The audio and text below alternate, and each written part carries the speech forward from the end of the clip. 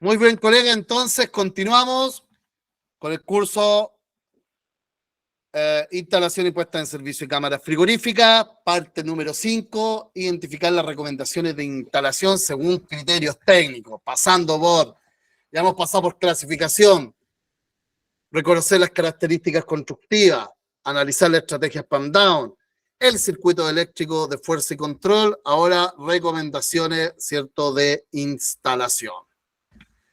Vamos a partir por la primera, que está en función de los límites de aplicación del compresor. Debemos nosotros tener absolutamente claro que no es un compresor para todos los casos. Ya, yo digo todos los casos para mantención de productos frescos, por ejemplo, para mantención de productos congelados, para todas las aplicaciones hay límites de aplicación de compresor, o sea, hay aplicación específica de los compresores.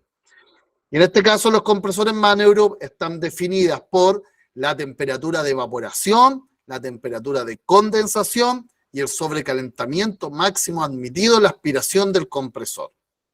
¿Ya? ¿Por qué? Para no comprometer el enfriamiento del motor eléctrico. Entonces aquí el concepto de límite de aplicación del compresor, temperatura de condensación, 45 grados, que el ejemplo que hemos venido arrastrando, temperatura de evaporación, menos 10 grados, ¿ya? Por lo cual la intercepción de la temperatura de condensación y la temperatura de evaporación nos entrega el punto de operación. Y ese punto de operación está dentro de la zona de funcionamiento estándar, donde el sobrecalentamiento máximo en la aspiración son 30 Kelvin.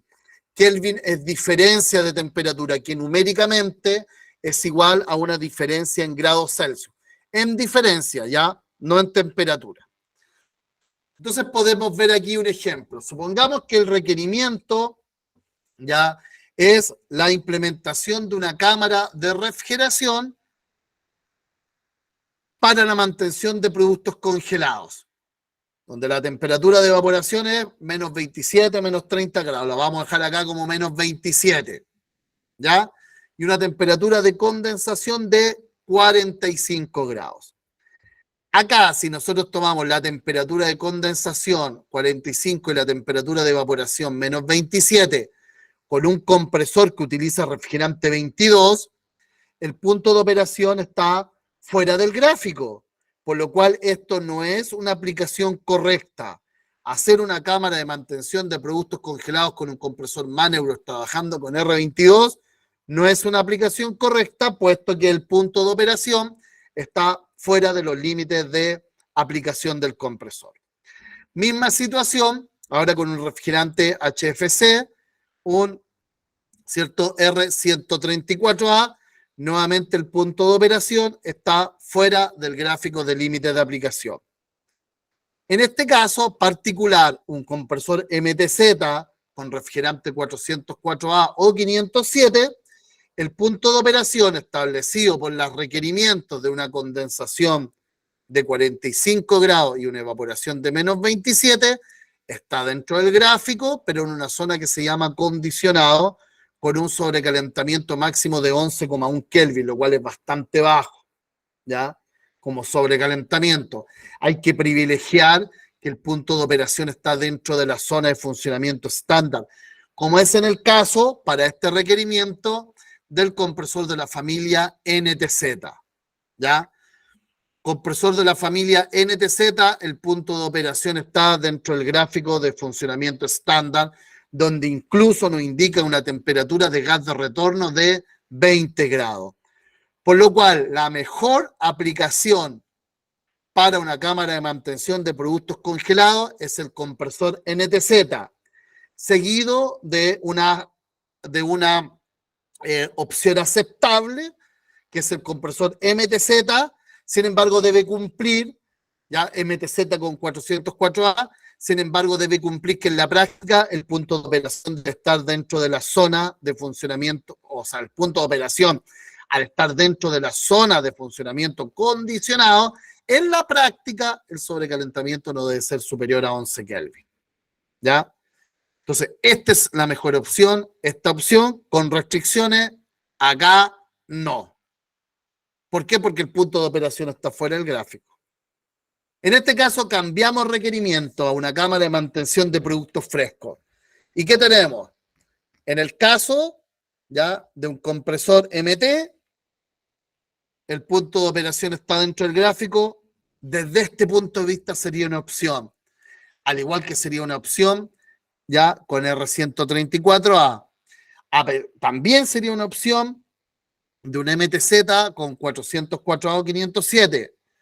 Pero el NTZ, que era el único que nos servía para una mantención de producto ya congelado, ahora estaría trabajando al límite de su límite de aplicación y no sería una, ¿cierto?, selección adecuada.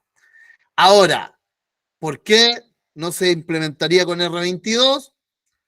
Porque el R22 es un refrigerante que está en fase de eliminación y está restringida a sus importaciones y el costo interno es elevado, porque es una sustancia que daña la capa de ozono. ¿Por qué no sería utilizado el R134A, a pesar de que el punto de operación está dentro del gráfico de zona de funcionamiento seguro? ¿Ya? Es porque hay una situación con el 134A que necesita mucho más desplazamiento para generar la misma potencia térmica, y esto está de acuerdo a las propiedades termodinámicas del 134A, por lo cual aproximadamente un 40% más.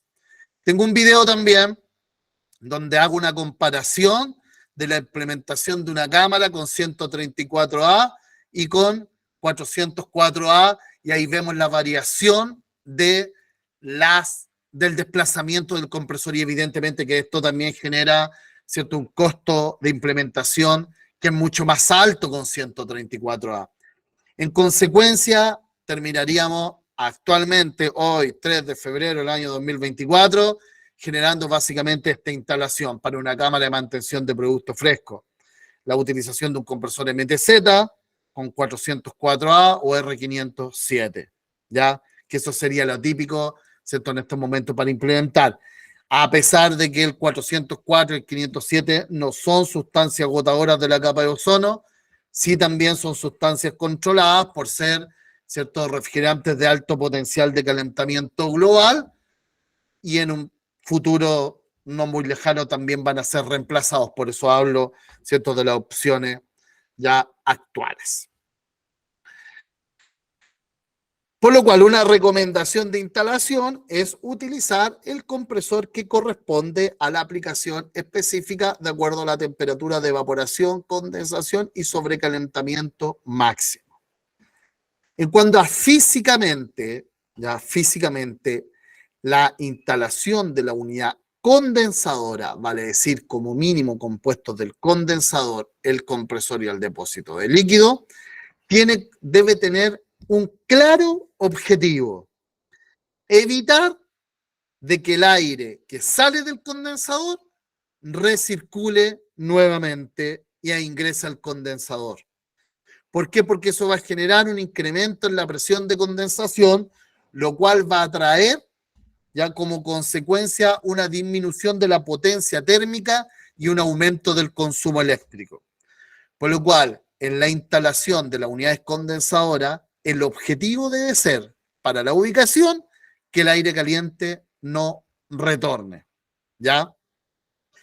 ¿Qué otra cosa nosotros podemos observar? Acá, de manera empírica, habla en el caso de que exista un muro, desde el condensador al muro, podemos nosotros utilizar como referencia, si en el catálogo de la unidad condensadora no aparece nada más, porque estas son recomendaciones de buenas prácticas, en donde la jerarquía mayor la tiene las especificaciones del fabricante indicadas en el catálogo de instalación. Sin embargo, eso podemos utilizar nosotros como referencia, que debemos tener como mínimo una altura del condensador, de tal forma que ingrese aire, ¿ya?, fresco, no de salida del condensador, porque al mínimo, frente a otro obstáculo en el flujo de aire, debemos tener 2 espacios de largo de la unidad para la salida del aire, ¿ya? Entonces, como mínimo una altura del condensador, pero también siempre, por favor, ustedes tienen que observar que posteriormente esto debe ser mantenido, la limpieza del condensador, al igual como todos los sistemas de refrigeración y aire acondicionado, es significativa en cuanto a mantener la potencia térmica y evitar gastos excesivos, ¿cierto?, de energía. Así que, en resumen, como objetivo, evitar el retorno de aire caliente, debe haber una ventilación adecuada y dejar un espacio que sea lo suficientemente ya grande para poder realizar la mantención preventiva del equipo. Eso en cuanto a la posición de la unidad. Todavía no vemos lo que corresponde a la variación o a la posición, ¿cierto?, que debe disponer cuando hay una altura por sobre el evaporador, básicamente lo relativo a las tuberías. Respecto al evaporador, ¿ya? El evaporador siempre debemos nosotros privilegiar y podemos identificar después posteriormente quizás algunos problemas que se han generado en terreno, que el evaporador debe ir en un punto opuesto a la puerta. Si el evaporador va en el mismo sector que la puerta, cuando abran la puerta va a entrar aire en mayor proporción exterior, puesto que la entrada de aire de los ventiladores del evaporador está por la parte posterior e inyectada a través de los ventiladores. Entonces, esta sería la posición recomendada. Acá podemos ver, ya que hay otro ejemplo, en donde la puerta está, ¿cierto?, no está centrada, y hay 3 evaporadores, y esto tiene que ver con respecto a una distribución del aire de forma homogénea dentro de la cámara. Es muy importante destacar que un caso de una cámara de un mucho mayor tamaño que una cámara típica que nos vamos a poder encontrar en refrigeración comercial. Aún así, ¿cierto?, como de restaurante, etcétera. Aún así, podemos observar que, tomándonos un poco del caso anterior, los evaporadores van ya en la parte de la cámara que va opuesta a la puerta. O sea, esta sería no una posición adecuada, donde el evaporador que va a estar más cerca de la puerta va a tomar el aire exterior. Y eso como mínimo va a afectar la eficiencia energética del equipo, que todo va a depender, sí, claramente cuál es la condición del aire que ingresa, ¿cierto?, a la cámara a través del evaporador, o hasta afectar la funcionalidad, en donde quizás se puede observar un escarche prematuro. Y aquí podemos ver, en el caso de que se utilice un evaporador, que esta es la condición inaceptable. Estas son las condiciones ya que son aceptables, y esta sería la condición recomendada, que el evaporador frente, ¿cierto?, a la puerta. El evaporador dentro de la cámara, ¿ya? El evaporador dentro de la cámara, vamos a utilizar también, salvo que no exista alguna recomendación en específico, ya del fabricante, también la altura del evaporador como referencia. Fíjense que acá tenemos el evaporador, ¿ya? Acá tenemos una altura del evaporador con respecto al perímetro posterior de la cámara.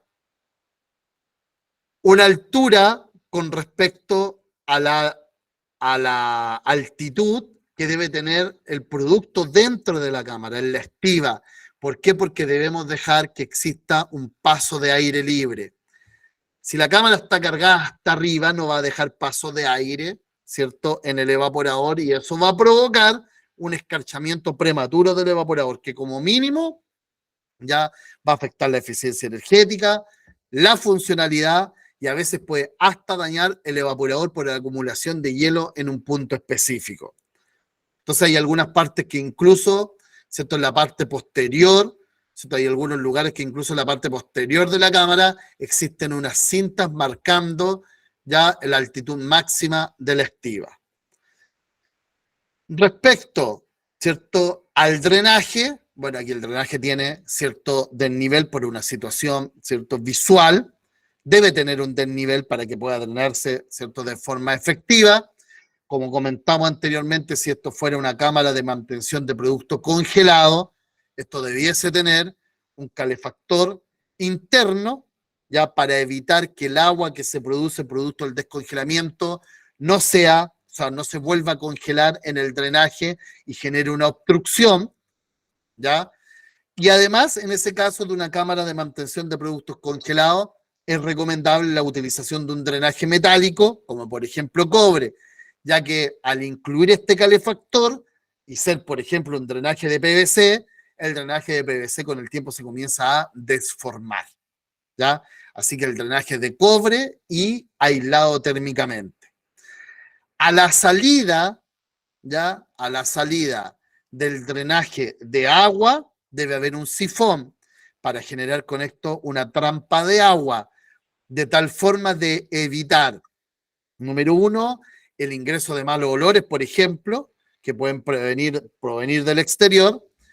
Número dos, como el ventilador está funcionando, aquí se genera una depresión, de tal forma que si no está este sello de agua producido a través del sifón, lo que va a ocurrir es que va a ingresar aire exterior, ¿cierto? Aire exterior a través del drenaje, lo cual podría generar como mínimo un aumento en los tiempos de funcionamiento o, dependiendo de la condición del aire exterior, un aporte, ¿cierto?, de humedad que no es favorable para la operación de la cámara.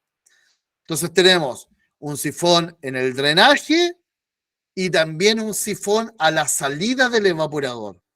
¿Para qué? Para que el aceite que sale del evaporador llegue a este sifón y de esta forma, a través de la velocidad del refrigerante, salga de la cámara hacia un tramo vertical ascendente, en donde podría estar la unidad condensadora por sobre el evaporador, o hacia la unidad condensadora que puede estar incluso al mismo nivel de la cámara en cuanto respecto al piso.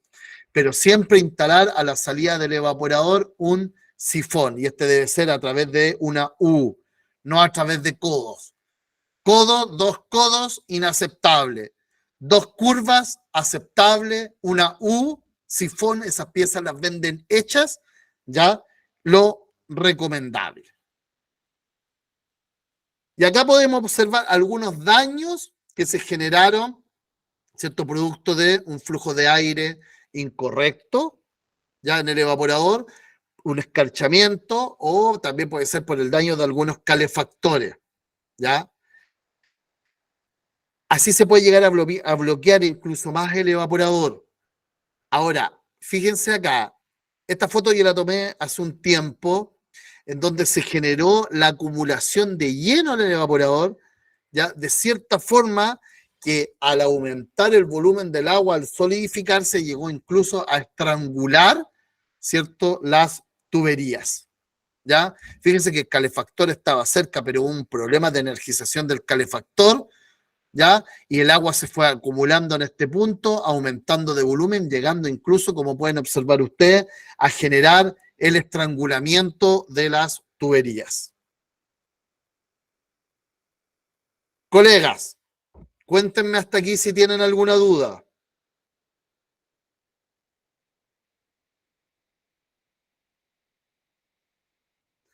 ¿Qué pasa si la unidad condensadora está por sobre el evaporador? ¿Cierto? Tenemos el sifón del evaporador. Si es una longitud menor a 3 metros, ¿ya? O 3 metros inclusive, instalamos un contrasifón en la línea de aspiración y posteriormente en el tramo horizontal tenemos una caída con una pendiente de un 1% en sentido de flujo del refrigerante.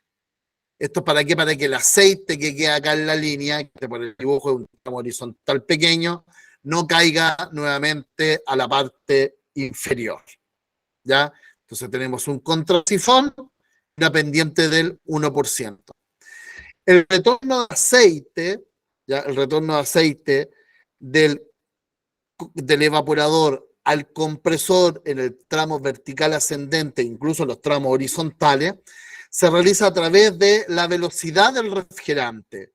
Vale decir, hay velocidades mínimas y máximas para asegurarse de un retorno de aceite eficiente al compresor. La velocidad mínima en tramos horizontales es del orden de los 6 metros por segundo. Sin embargo, en los tramos verticales ascendentes, la velocidad debe ser como mínimo 8 metros por segundo, ¿ya? Por eso, en algunas oportunidades ustedes van a ver que hay una disminución del diámetro en la vertical ascendente hacia el compresor. Cuando yo hablo de verticales ascendentes me refiero a la unidad condensadora por sobre el evaporador. Entonces hay disminuciones de diámetro, lo cual tiene como objetivo, ¿ya?, producir un aumento de velocidad del refrigerante.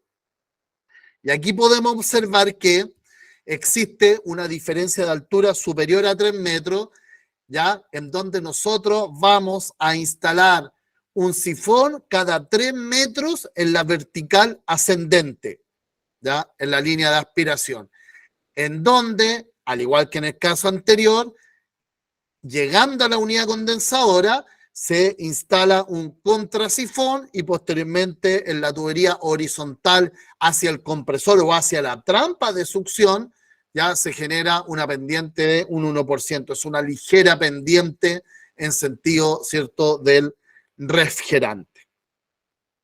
Esto y la velocidad mínima, 8 metros por segundo. Esto tiene mucha mayor relevancia cuando es una cámara de mantención de producto congelado, donde la baja temperatura, producto de la temperatura de evaporación de menos 27, menos 30 grados, afecta la viscosidad del aceite, por lo cual gana mucha más relevancia la velocidad para retornar el aceite nuevamente al compresor. Diámetros de tubería, consideraciones. Los diámetros de tuberías, colegas, responden a criterios para la selección de los diámetros de tubería, que son la velocidad y la caída de presión. ¿Ya? Velocidad y caída de presión. ¿Yerli? Germán, ¿me escuchas? ¿Me escuchas? ¿Aló? ¿Te escucha? Yerli, no te escucho. ¿Ahora? Ahora a ver. Ahora sí. Ok. ¿La distancia de la tubería incide en la cantidad de aceite del compresor o siempre va a ser estándar? No, hay momentos en donde hay una cantidad de sifones, que en cada sifón va a quedar una cantidad de aceite que hace necesario, ¿ya?, una carga de aceite adicional al compresor. Eso sí, pero si nosotros vemos cualquier manual en donde diga, mira, ¿sabes qué? Por sobre 10 metros, por sobre 4 metros de tubería horizontal, por ejemplo, debes añadir una cantidad de aceite determinada, eso no aparece. Sino tiene que ver con respecto a los sifones. De hecho, tampoco aparece un punto de inflexión respecto a los sifones, y esa es una situación que nosotros tenemos que observar en terreno. Ahora, la experiencia me dice que 1, 2, 3 sifones no afectan, ¿ya?, el nivel de aceite en el compresor, si la velocidad del compresor, o la velocidad del refrigerante está en la adecuada, o sea, está bien dimensionado, ¿ya? Porque en caso contrario el aceite se va a ir quedando en los sifones y tarde o temprano va a disminuir a un nivel que puede generar una falla de lubricación en el compresor, ese bajo nivel de aceite. Si esto está bien dimensionado en cuanto a velocidad y tengo 4 o 5 sifones, como en cada sifón, antes de que se genere la aceleración de refrigerante por disminución de sección transversal, igual va a haber una cantidad de aceite. Entonces, de forma normal y está todo bien diseñado, va a haber una cantidad de aceite, pero eso pasa, no sé, por experiencia te digo, después de los 4 sifones. Entonces, si uno piensa, voy a tener 5 sifones, entonces prácticamente va a ocurrir cuando tenga un tramo vertical ascendente del orden de los 15 metros. No es que si la unidad está arriba de 3 metros, 4 metros necesita aceite adicional. Ya, entendido. Gracias.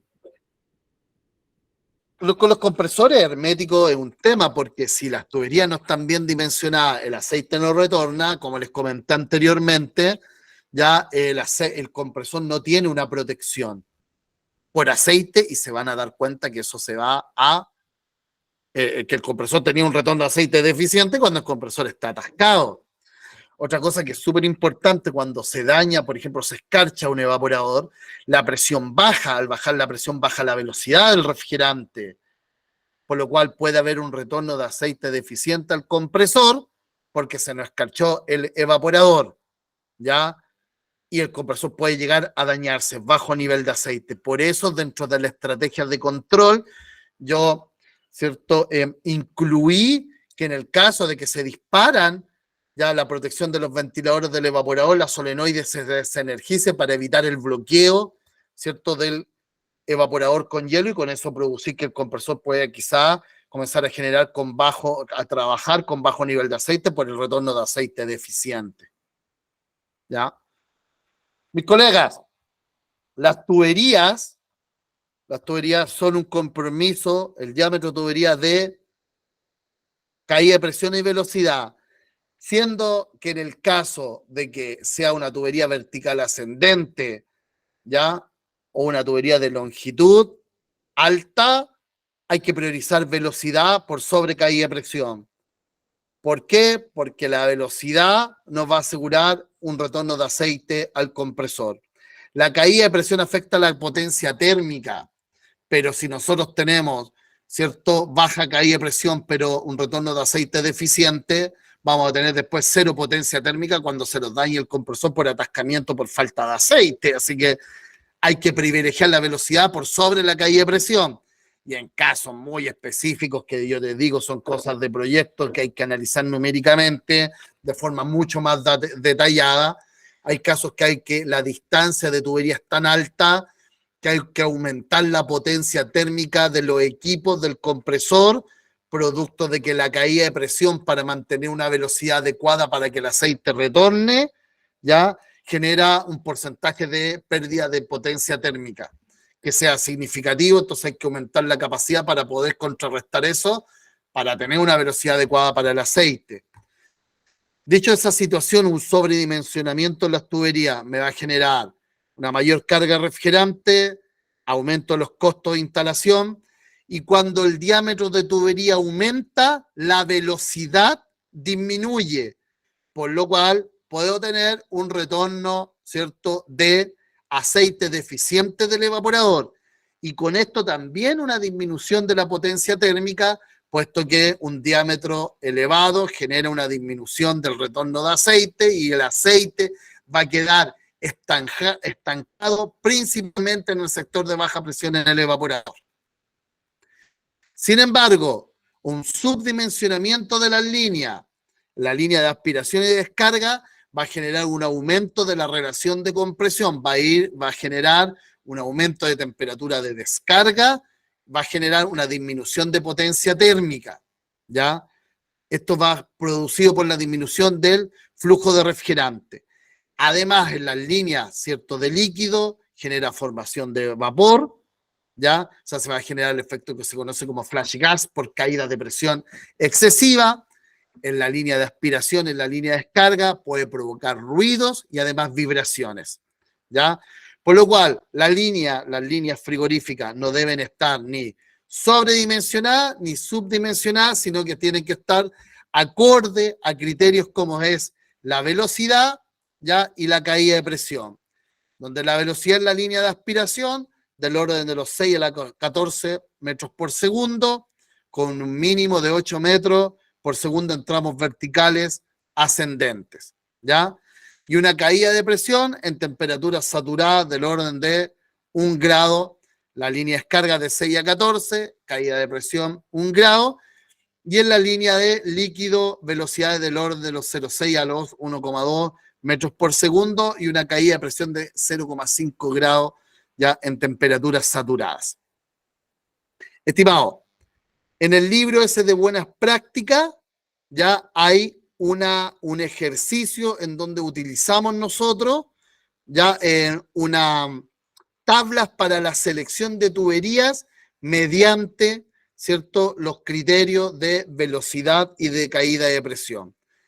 El diámetro de la tubería puede ser seleccionado tanto mediante tablas, ¿ya?, de selección rápida o mediante programas que también los invito a instalar en su computador, por ejemplo, el programa Cool Selector de Danfoss, que es bastante útil para seleccionar cualquier componente, dentro de eso las tuberías. Pero si yo no sé el criterio ya de selección, el programa me va a arrojar valores que quizás no sean los más adecuados para la instalación. Entonces, una de las cosas que hay que considerar al momento de instalar es la disposición de las tuberías. Y esto habla, fíjense bien, que me faltó, ¿cierto? A pesar de que aparece escrito ahí, me faltó mencionar, los sifones son para las tuberías de la línea de succión, de aspiración, no para la línea de líquido, ¿ya? Es para la línea de succión, de aspiración. Y siempre y cuando, ¿cierto? Los sifones de la línea, cuando la unidad condensadora esté por sobre el evaporador.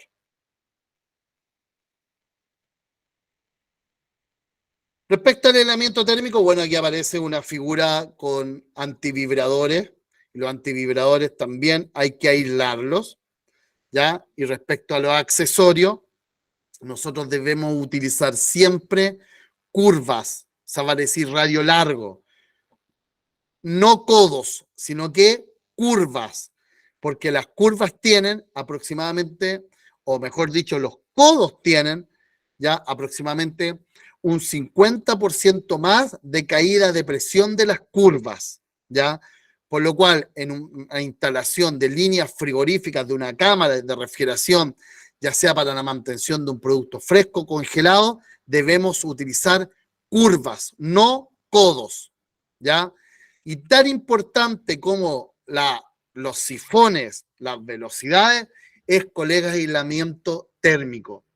En refrigeración, usualmente se aísla únicamente la tubería de la línea de aspiración, que por ejemplo, para una línea de aspiración que sale de una cámara de mantención de producto congelado, ya esa tubería, ese refrigerante va a ir dentro de la tubería a una temperatura aproximadamente de menos 20 grados. En el caso de una cámara de mantención de producto fresco, ese refrigerante va a salir a una temperatura aproximadamente de menos 2, menos 3 grados. ¿Qué es lo que quiero yo mostrar con esto? Es que siempre va a existir la posibilidad de que el refrigerante siga absorbiendo calor a través de la línea de aspiración. Y a pesar de que al instalar las aislaciones igual ocurre una ganancia de calor, que eso sería calor sensible, que determina que el sobrecalentamiento total sea superior al sobrecalentamiento útil, eso debe ser limitado, porque si recordamos que los límites de aplicación de compresores Maneuroth estaban de acuerdo a las condiciones de evaporación, condensación y además de sobrecalentamiento máximo para no comprometer el enfriamiento del motor eléctrico. Entonces, el aislamiento térmico sirve para que el refrigerante no se sobrecaliente de forma excesiva, no comprometa el enfriamiento del motor eléctrico. Un sobrecalentamiento excesivo en la aspiración del compresor también genera un aumento en la temperatura de descarga del compresor y además se genera la condensación del vapor de agua ambiente y va a generar un goteo de agua de manera constante. Además, los tres primeros puntos relativos ya al aumento del sobrecalentamiento en la aspiración del compresor hacen que el equipo tenga un gasto energético mayor, vale decir, pierda eficiencia de funcionamiento. Por eso la línea de aspiración siempre debe ir aislada. Cuando se aísla la línea de líquido, ya se aísla únicamente cuando se utiliza, que no es el caso, ya sus enfriadores de líquido, o se aísla cuando la tubería de la línea de líquido pase por un sector en donde la temperatura del refrigerante sea mayor que la temperatura de la línea de líquido.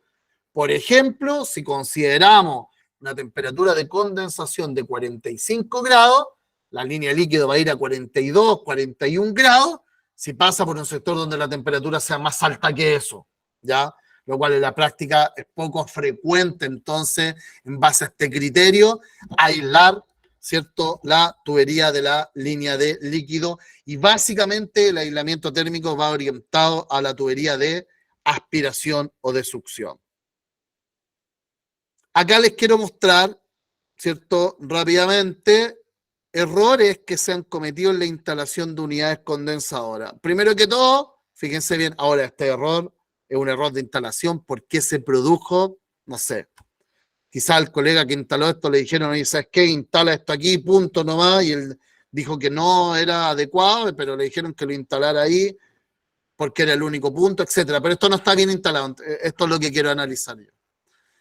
Lo primero podemos observar aquí, colega, que acá está la base de la unidad condensadora y acá no hay una altura, menos de una altura con respecto a este container. Por lo cual aquí va a haber ya un flujo de aire inadecuado.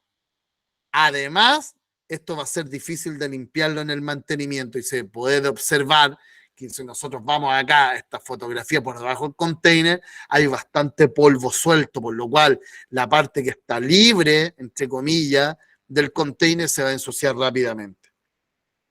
Y por otro lado podemos ver que acá va la salida de la cámara, la unidad condensadora está a nivel de piso, ya que va la salida de la cámara, y acá se realizó un sifón. Por lo cual este sifón está mal ubicado acá. Número 1, porque no está en un tramo vertical ascendente. Número 2, es observable que no está ejecutado mediante la utilización ni de U, ¿ya? Ni de dos curvas, y aquí es observable dos codos, con un diámetro interno que es bastante elevado, por lo cual la cantidad de aceite que puede quedar acá es alta, ¿ya? No sé si llegue a fallar el compresor por esta cantidad de aceite. Sin embargo, es preocupante el error conceptual porque esto se podría extrapolar a una instalación en donde según su naturaleza, según su arquitectura, sí tener incorrecto este concepto va a llegar a que el compresor falle entonces por lubricación. Esto está malo entonces, muy malo. Respecto, ya hemos visto ubicación de unidades, tuberías, recomendación de instalación para tubería, algún ejemplo, ¿cierto? Incorrecto de lo que no se debe hacer. Válvulas de expansión termostática. Colegas, la válvula de expansión termostática, súper importante como todos los componentes, aquí hay una integración completa. Yo hago una cosa mal y todo lo otro puede estar perfecto y el equipo no va a funcionar entonces de forma adecuada. Entonces, ¿qué es lo que podemos ver acá? Esta es la válvula que van a encontrar siempre. Digo en el mercado de distribución, que una válvula, ¿cierto? Que es roscar, o sea, con tuercas, con expansión. ¿Qué es lo que dice aquí? Y dice en el catálogo, mínimo 35 Nm, máximo 45 Nm. Por lo cual, esto debe ser instalada con una llave de torque para poder cuantificar el torque de apriete. Lo he visto muchas veces, esta válvula dañada por sobreapriete, rompen los hilos. Para eso debo tener una llave de torque, ¿ya? Y esto es es un ejemplo de llave de torque. Hay torquímetros digitales, ¿ya? Pero esta llave de torque básicamente, al ser una llave de torque orientada para refrigeración y aire acondicionado, tiene torques que son utilizables. Por ejemplo, esta parte en los 10 Nm hasta los 75 Nm. Entonces, básicamente, si también la utilizamos para aire acondicionado, me sirve para la tubería de 1/4, 3/8, media en 5/8, 7/8. Se fijan, bien estipuladas más o menos para los rangos que piden las tuberías de aire acondicionado. En el caso de aire de refrigeración, en nuestra válvula de expansión, váyame aquí, dice de 35 a 45 Nm, entonces la podemos utilizar sin ningún problema. Que tener ojo con eso, hay algunas llaves de torque que son para ajustar motores, entonces claramente, ¿cierto? No tienen estos torques que son para esas aplicaciones más bajos. Pero debemos utilizar la llave de torque, ¿ya? La verdad que no es común, ni en aire acondicionado ni en refrigeración, utilizar llave de torque. De a poco, ya yo en mis cursos prácticos, bueno, y en los cursos acá, ¿cierto? Online también, he estado tratando de darle más frecuencia, que esto sea habitual, porque efectivamente se nota la diferencia entre un apriete con torque o sin torque, esa incertidumbre, ¿cierto? De que si lo dejé muy apretado o poco apretado, que después la tuerca se puede fisurar por un sobreapriete, que es uno de los problemas más frecuentes, porque el miedo está a que quede suelta, entonces generalmente se sobreaprieta. Con la llave de torque eliminamos entonces prácticamente todas esas incertidumbres. Y respecto en el caso de que les toque, ¿cierto?, soldar ya una válvula de expansión o cualquier otro componente, es necesario enfriarlo. Las válvulas de expansión, los filtros, cualquier válvula que se instale en la línea de flujo y que es, ¿cierto?, a soldar, debe ser en consecuencia enfriada. Como pueden ver aquí ustedes, que aparece especificado, ¿cierto?, en el catálogo de la válvula de expansión. Para el bulbo de la válvula de expansión, debe ir instalado de acuerdo al diámetro de la tubería inmediatamente a la salida del evaporador. Para diámetros de media a 5 octavos a la 1, según el sentido horario, viendo la tubería de frente. Para de 3/4, 7 octavos, ya pueden ver ustedes aquí a las 2, para la tubería de 1/4 y una 3 octavos a las 3, y para diámetros mayores a las 4, ¿ya? Claramente la tubería, más o menos por experiencia, colega, de salida del evaporador de una válvula T2 no sobrepasa los 7 octavos, ¿ya? No sobrepasa los 7 octavos. Por lo cual, básicamente, esto es donde nosotros la utilizaríamos. Porque posteriormente después hay válvulas de expansión que son de cuerpo T5, T12, T20. Hay válvulas de expansión termostáticas que tienen, ¿cierto?, una mayor potencia térmica, también bajo el mismo concepto de orificio intercambiable. Pero básicamente para una válvula de cuerpo T2, ¿cierto?, hasta aquí más o menos llegaríamos con los diámetros de salida del evaporador en función de la capacidad, condición de funcionamiento y potencia térmica. Entonces, número 1, para la instalación del bulbo de la válvula de expansión, en una posición horaria, según el diámetro donde va a ser instalado. ¿Ya? Esto resume todo. Dice, el bulbo a la salida del evaporador. ¿Ya? Inmediatamente a la salida del evaporador. El bulbo debe estar fijo, ¿ya?, a la tubería mediante una abrazadera metálica que se suministra en las válvulas de expansión, no mediante amarras plásticas, ¿ya? Porque debe quedar bien fijo, y además la abrazadera metálica, que actualmente son de cobre, favorece ya una temperatura homogénea, debe estar fijo. Entonces, en una tubería, fíjense acá, horizontal a la salida del evaporador, ya, a la salida del evaporador, en posición horaria, según el diámetro de la tubería, y antes de la ecualización, y posteriormente debe estar aislado térmicamente, ¿ya? Por ahí ustedes pueden observar que desde ese punto de vista da lo mismo, a pesar de que en el dibujo aparece, dice Germán, debe ir en contraflujo para favorecer, ¿cierto?, el intercambio térmico. Instálenla contraflujo, no hay ningún problema. Y si no la instalan en contraflujo, si una tubería horizontal, no hay ningún problema tampoco. No he encontrado ningún manual de la tubería horizontal que aparezca que es obligatorio en contraflujo, así, de forma clara. Si le instalan en contraflujo, siempre da lo mismo, va a funcionar bien igual. ¿Dónde es necesario que vaya en contraflujo? Aquí hay un ejemplo, perdón, ya, antes de mostrarle lo otro, que va a la salida del evaporador, antes de la ecualización, y aquí está, ¿cierto?, la abrazadera metálica. Y aquí, fíjense bien, a pesar de lo que acabo de comentar, aquí está, ¿cierto?, el tren termostático, por lo cual si yo miro la punta de la válvula de expansión, está mirando, ¿cierto?, el refrigerante, y aquí estaría en contraflujo, le ha puesto a contraflujo y flujo a favor en tubería horizontal, y no hay ningún problema en las dos, ha funcionado de forma adecuada. Si se han acostumbrado a instalar de esta forma, no hay ningún problema, está bien también, ¿cierto? No hay ningún problema en eso, no estoy diciendo que esté malo. Cuando sí, y lo que es menos recomendado, ya lo que es menos recomendado, la verdad que no he visto yo ¿cierto? En un equipo nuevo, ¿ya? En un equipo nuevo, que el bulbo vaya en una tubería vertical. Si ustedes ven acá, tubería vertical, ¿ya? Está con una cruz porque está incluso después de una trampa de aceite, después de un sifón. Por eso el bulbo debe ir inmediatamente a la salida del evaporador, ¿ya? Entonces, si va en un vertical, ahí sí es necesario que la punta del bulbo vaya en contraflujo del refrigerante. Pero se fijan que esto dice horizontal, ok. La punta del bulbo en contraflujo al refrigerante, una cruz que no tiene tanto énfasis.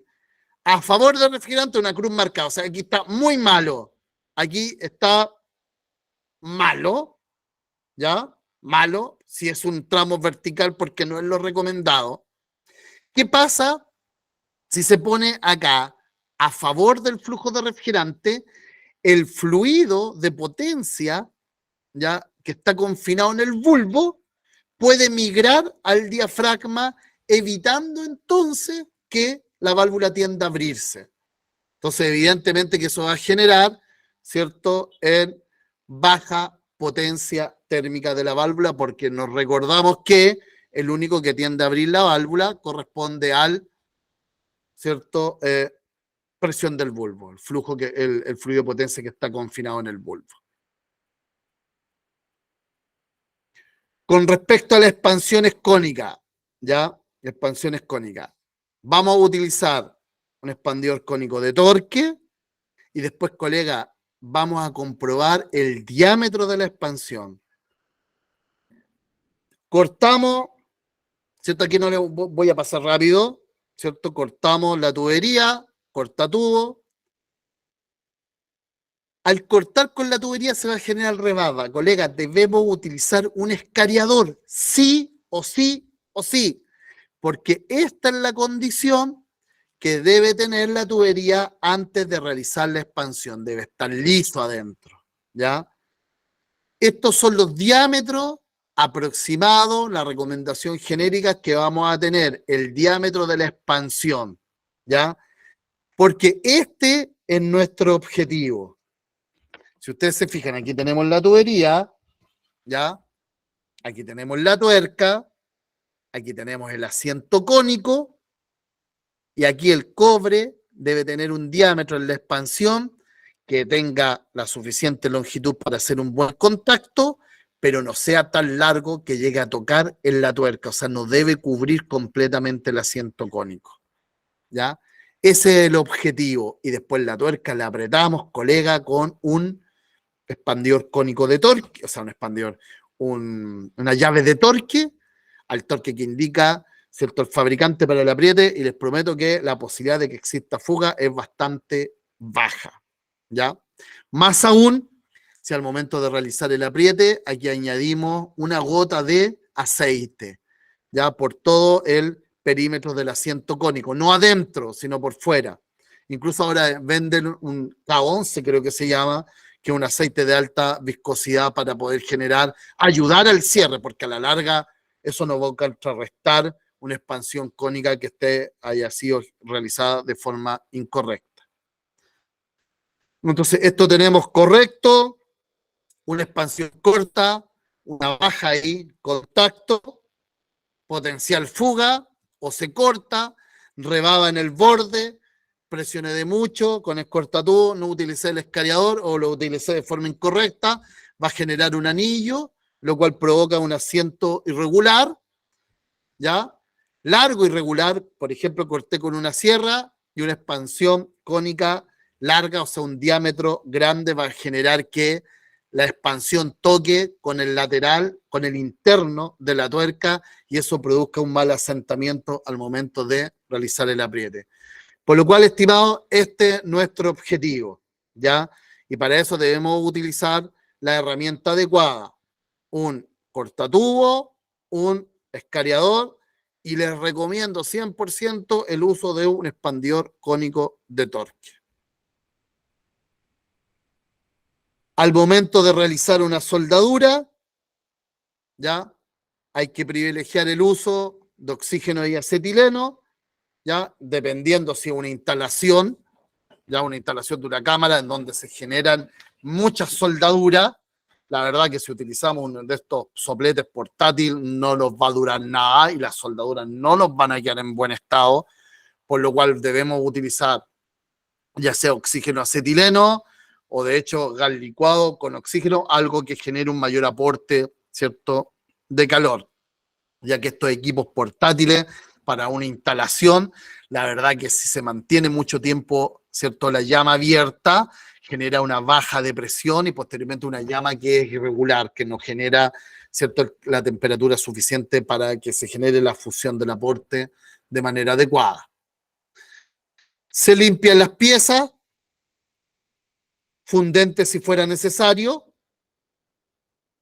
Y esto habla, colegas, con respecto a la capilaridad, vale decir, la separación que tienen que tener las piezas, que a través de una expansión recta correcta o a través de la utilización de fitting calibrado, vale decir, curva adecuada, es lo que nosotros vamos a obtener. No debe haber una tolerancia muy grande, o sea, no debe quedar la tubería suelta dentro de la otra, porque eso va a impedir que exista un aporte adecuado de capilaridad. Cuando nosotros realizamos una unión recta o incluso los mismos fitting calibrados, las curvas, observen que debemos cumplir con respecto a tener una capilaridad del orden de los 0,2 milímetros o menor, inmedible en la práctica, ¿ya? Por lo cual no debe tener una gran tolerancia. Entonces, si tenemos nosotros una tolerancia adecuada, y esto es muy importante en las expansiones rectas si la ejecutamos nosotros, la tubería debe penetrar dentro de la expansión a lo menos un diámetro. Entonces aquí tenemos un tubo que es de diámetro, ¿cierto?, 12 milímetros, y la expansión recta permite que el tubo penetre 12 milímetros. La tolerancia adecuada, menor a 0,2 milímetros, un equipo de soldar adecuado que genere una temperatura de fusión de la plata adecuada. La plata es una soldadura fuerte que tiene una temperatura de fusión por sobre los 450 grados. Entonces, generar una buena temperatura para que la plata penetre a través de esta tolerancia de pieza mediante capilaridad, a través de este traslape como mínimo de un diámetro, va a generar que la soldadura quede genial y la potencial fuga sea casi eliminada.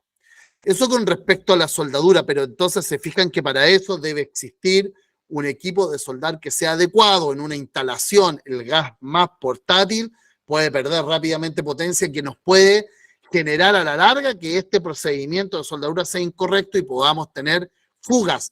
Más aún si son conexiones a componentes, como por ejemplo compresor, algunas válvulas manuales, etc. Y posteriormente la soldadura debe tener flujo de nitrógeno interno, esto sí o sí. De tal forma que aquí podemos observar, ¿ya?, que una soldadura con flujo de nitrógeno, con flujo de nitrógeno, sin flujo de nitrógeno, sin flujo de nitrógeno.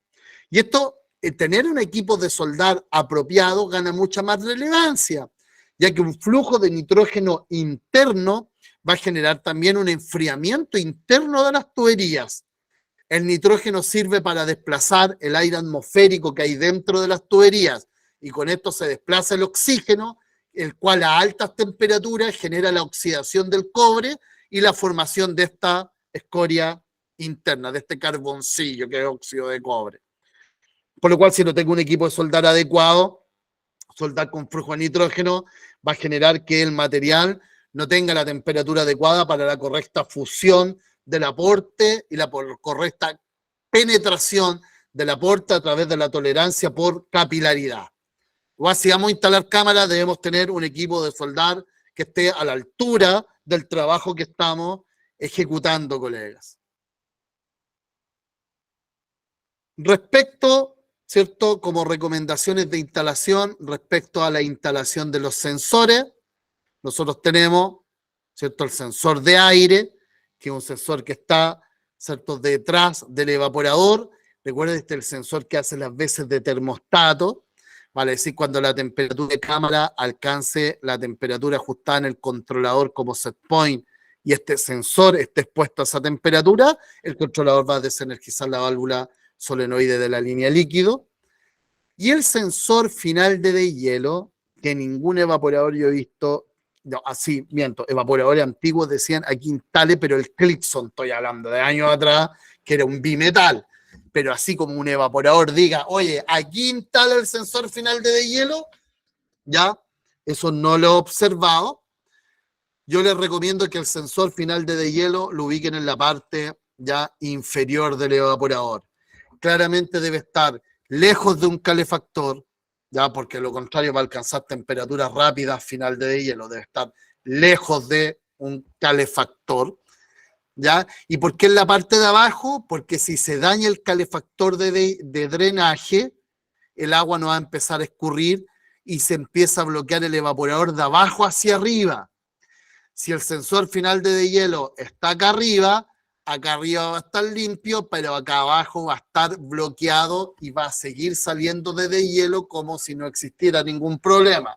Entonces creo que esta posición es más adecuada para poder detectar ya las consecuencias de un funcionamiento inadecuado del calefactor, por ejemplo, de drenaje.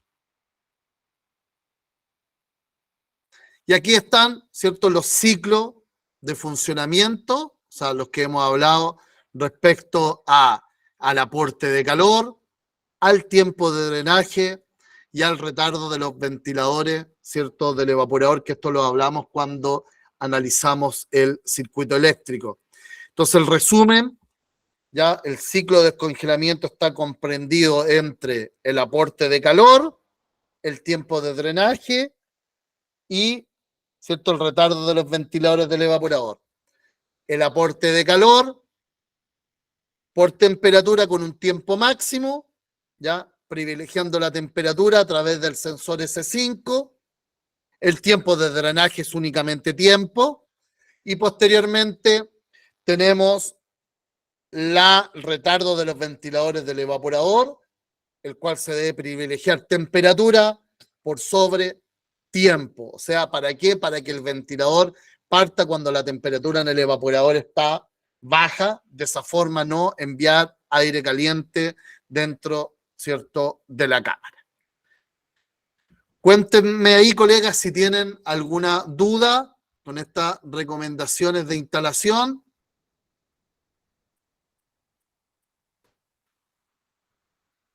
¿Todo bien?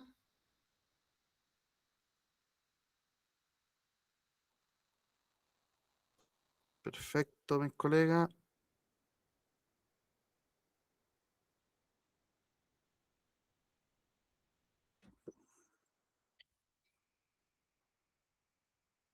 Esto